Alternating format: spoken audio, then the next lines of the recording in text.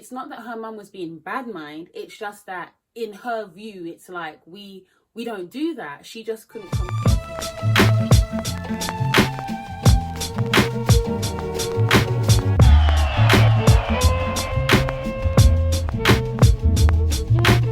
Hi ladies, today's video is 4 tips to turn your life around. So the first tip is be consistent in listening to God's guidance. He has known you from before you were born. He understands you intimately and sincerely wishes you well. Just consult the person who knows every fiber of your body. As long as you are listening to his guidance, as long as you are in his will, it's the best place to be. Number 2, listen to what others say about you. Just to clarify, I'm not referring to the people who tell you lies and put you down. I'm talking about the people who appreciate you and affirm your gifts, talents, and skills. Although I do think it's important to note that sometimes when people have only had a certain level of exposure to things, they may give you guidance or advice that may seem like they are putting you down, but they just sincerely don't share your vision. So for an example of this, what book was I reading? Oh, was it a book or an interview? It was something that I was listening to. A book that I was reading, or no, it was an interview. Anyway, but the lady was saying, that she told her mum what she wanted to do, and her mum was kind of like, oh, we don't do that around here, or, whatever. And it's not that her mum was being bad mind. It's just that in her view, it's like we don't do that. She just couldn't compute it. Or a personal example. Now, it's kind of similar, but hopefully no, it's not really similar, but this is the only thing I could really think of. So for example, when I was younger, right, I wanted to become a choreographer. As you can see, I still love music. That's why sometimes I'll add the little music clips and do a little jig when I can, just as an excuse to shake a leg. But when I was younger, I really wanted to become a choreographer. But when I told my mum, she said, oh, well, you can't become a choreographer because you'll have to work on Sabbath. And then as soon as I heard that, I was just like, okay, I guess I can't become a choreographer because I'll have to work on Sabbath. Because when you look at it realistically, most of the industry, when you look at the music industry, when you look at events, concerts, whatever it is, everything, just loads of things take place on a Saturday, which is Sabbath for us. Do you see what I'm saying? So for me, it was just like, okay, well, I can't do that. But like, let's say, for example, now one of my girls said, oh, mummy, I want to become a choreographer.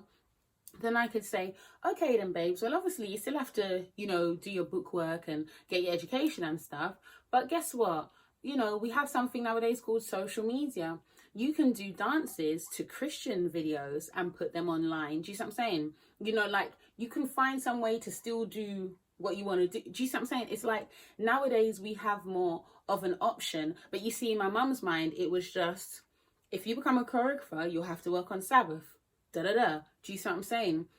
Whereas now, in my life experience and the things that I've been exposed to, I can say to my child, oh, well, you can dance, you can put videos online, you could still make a whole course and show people how to dance to Christian. I don't know. Do you see what I'm saying? So ladies, this is something new. Hair's lopsided, tired face, just here editing videos. But I think you see what I'm saying. When you play back your videos and you see like how you're coming across, you realize how many times that you say things. So I need to work on saying like, I need to work on not saying, do you know what I mean, so much. And I need to work on, do you see what I'm saying? Enjoy the rest of the video. Like, the world's your oyster. The internet is your oyster. Do you see what I'm saying? And it's like, as I said, she wasn't being bad mind, but just in her view, that was it. So I thought, well, of course, I don't want to compromise my faith. So that is really, really something to consider. If someone loving is telling you something, just think, oh, are they being bad mind, or is it just that they don't necessarily have the vision for it, or they can't see another way? You know what I mean? All right. Number 3, sit down and note your strengths and weaknesses. Maybe instead of weaknesses, maybe do your strengths first, because I guess a lot of the time, and if you're someone like me who likes to try and be accountable and self-aware, you're very aware of your weaknesses. So take some time to think about your strengths. And it's funny, I was listening to an interview the other day, and she made a point. Her whole business was like encouraging moms to get into business and stuff like that, right? And she was saying one thing with women is that when things come easily to them, they tend to downplay it. So for example, someone just, oh, I just do hair. Oh yeah, I just sew clothes. I just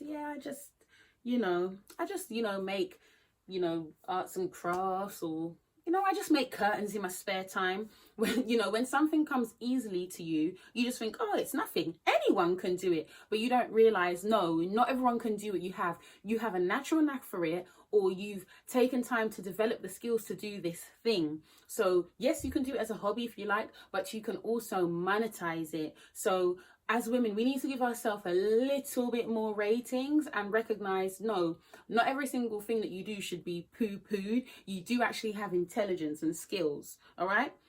Number 4, and speaking of skills, remember you can always learn a new skill. You are not too young and you are not too old. You can always learn a new skill. As long as there's life, there's hope. As long as there's life, there's living, loving, and learning. So if it's been impressed upon your heart that you have a skill, if you've heard what I said about downplaying and you realize, I've been downplaying, maybe I should give myself a little rating, because especially in this climate that we're in, I think this is the opportune time for people to think about what skills they have and how they can monetize it and create side hustles and whatever, So anyway, our verse of encouragement is Job chapter 23 verse 11. My foot hath held his steps, his way have I kept and not declined.